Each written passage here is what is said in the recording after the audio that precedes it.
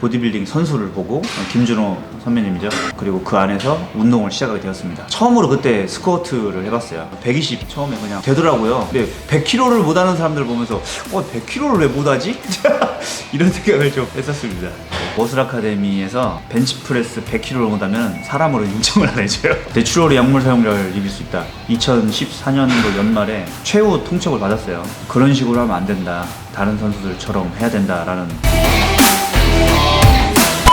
계약을 할 수 없다라는 통보를 받았어요. 그때 당시 답답한 마음에 도지사님에게 이제 개인적으로 연락도 해보고 막 했는데, 사실 제가 생각해봐도 도체육회에서도 팀을 운영할 명분이 없어졌죠. 그러다 보니까 자연스럽게 실업팀이 없어진 상태에서 16년도 전국체전이 충남에서 했어요. 보디빌딩 경기를 논산에서 하고, 제 고향이 논산이다 보니까 마지막이다 생각하고 유종의 미를 거둬야겠다 라는 생각으로 16년도까지 전국체전 대표 선수를 했습니다. 이때는 굉장히 적은 액수, 돈 100만 원 받았나? 이 정도로 받았거든요.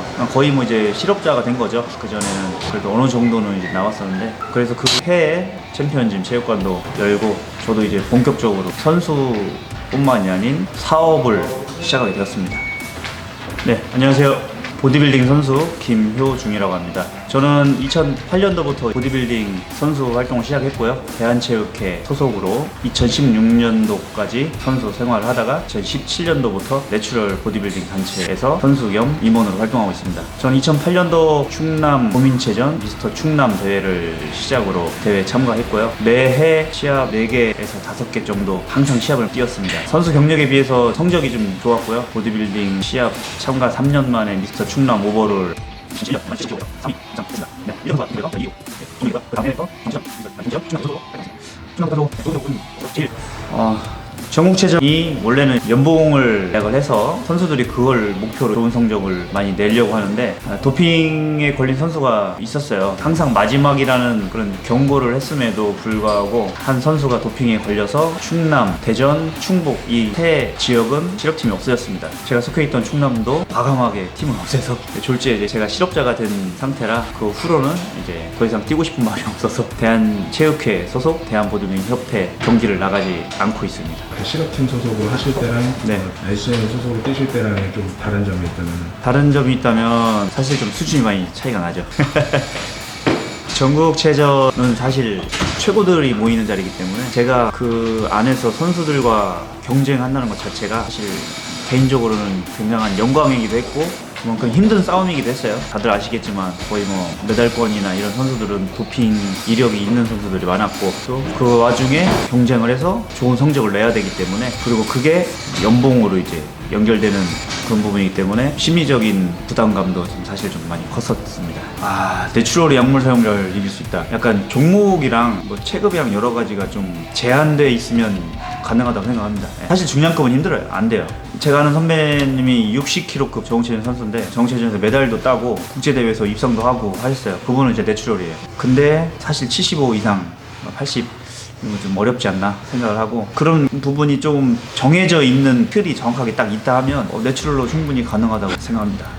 클래식 보디빌딩 같은 거 말씀하시는 거죠? 그렇죠. 예. 그거는 이제 균형을 가장 중요하게 생각하기 때문에 특정 부위가 좋다고 해서 되는 건 아니고, 그리고 키에 대한 체중이 딱 정해져 있기 때문에 충분히 가능하다고 생각합니다. 네, 대부분은 인내심이 없어요. 그리고 스스로 이미 진 시합을 준비하기 때문에 안 된다고 생각해요. 대부분은. 근데 가능하다 생각하고 충분히 또 가능하기도 하고, 다만 시간이 좀 걸릴 뿐이죠. 충분히 가능하다고 생각합니다. 클래식 보디빌딩을 나가기로 결정한 계기도 2014년도 연말에 최후 통첩을 받았어요. 그런 식으로 하면 안 된다. 다른 선수들처럼 해야 된다라는 말을 들었을 때, 결국엔 그게 약물을 쓰지 않으면 안 된다라는, 사실 객관적으로 어쩔 수 없는 그게 사실이었어요. 제가 메달권 선수보다는 확실하게 조금 부족하니까.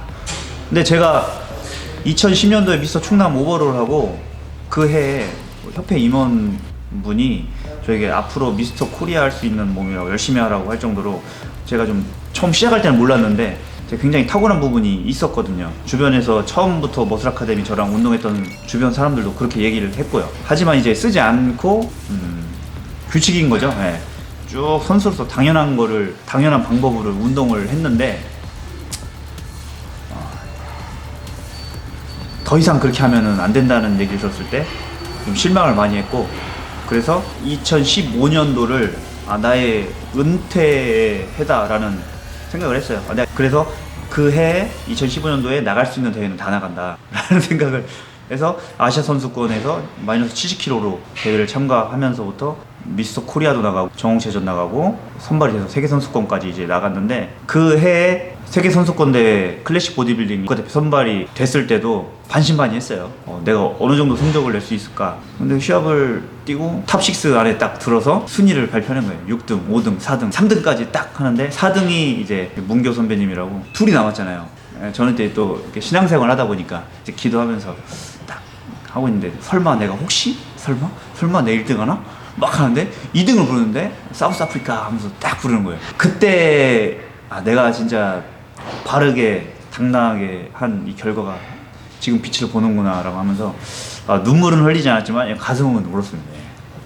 그 모든 그 스쳐 지나간 저를 약물을 쓰지 않고 고집 부린다고 막 했던 사람들부터 시작해서 처음 운동하면서 많은 사람들이 사실 일찍 끈기 있게 못하고 그만두잖아요. 많은 과정들이 싹 스쳐 지나가면서 정말 그때 좀 가슴이 벅찼죠. 제가 머슬 아카데미 나갔다 그랬는데, 머슬 아카데미에서 벤치프레스 100kg를 못하면 사람으로 인정을 안 해줘요.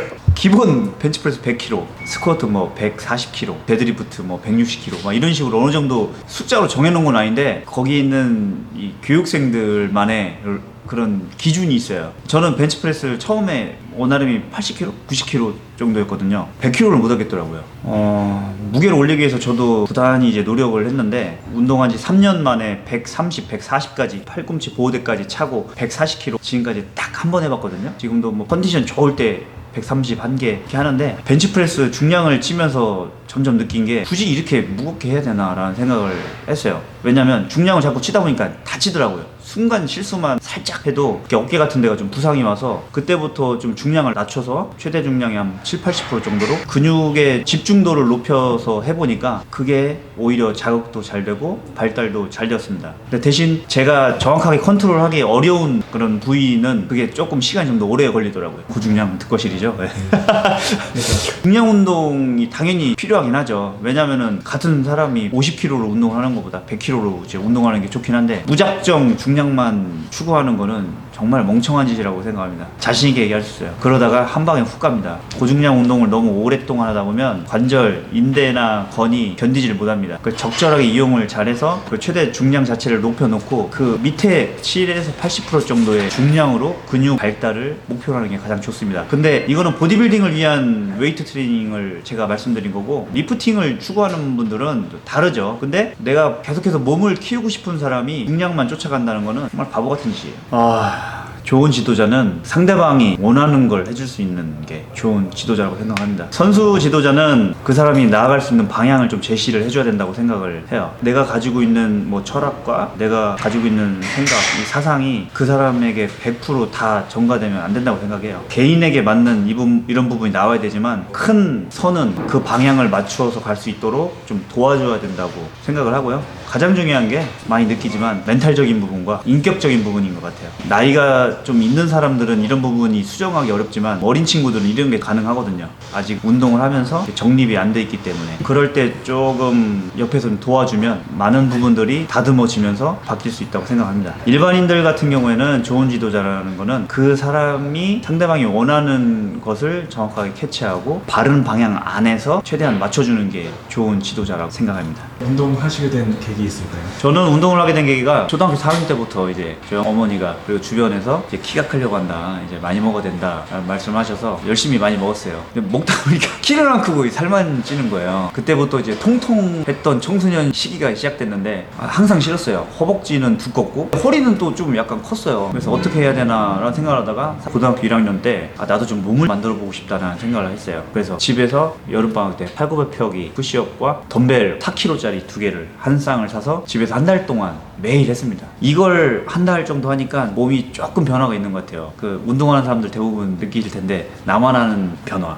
여기에서부터 조금씩 자신감이 생겨서 운동을 시작하게 되었고, 꾸준히 한 건 대학 때 군대 제대 후에 6개월에 20만 원짜리 저렴한 헬스장 등록을 해서, 그때 당시만 해도 제가 축구를 좋아해가지고 축구가 메인이었고요. 웨이트는 일주일에 한 2, 3일 정도 했습니다. 근데 그때 젖살이 빠지면서 일반인 몸짱 소리를 좀 많이 들었어요. 복근이랑 가슴이랑 이게 좀 자리 잡혀 있어가지고, 그런 몸짱 이런 게 되게 좋더라고요. 약간 통통한 게 컴플렉스였는데 몸이 변화돼서 소수의 인원들이 저희 몸을 보고 좋다고 이제 칭찬해주고 하는 걸 보면서 좀 더 몸에 관심을 더 가졌던 것 같아요. 그러다가 대학교 3학년 때 진로에 대한 생각을 하면서 제대로 내가 운동을 배워서 트레이너를 해야겠다는 생각을 했습니다. 실기를 제가 잘 모르고 부족하다 보니까 머슬 아카데미에 등록을 해서 그곳에서 처음으로 제일 가까이 보디빌딩 선수를 보고, 김준호 선배님이죠. 그리고 그 안에서 운동을 시작하게 되었습니다. 처음으로 그때 스쿼트를 해봤어요. 그전에는 한 번도 해본 적이 없거든요. 헬스장을 그렇게 오래 다녔어도 알려주는 분도 없었고, 뭐 기구나 이런 부분도 좀 열악했었기 때문에 항상 가슴 이두 이것만 했었거든요. 그러다가 체계화된 웨이트 트레이닝을 접하면서 그때부터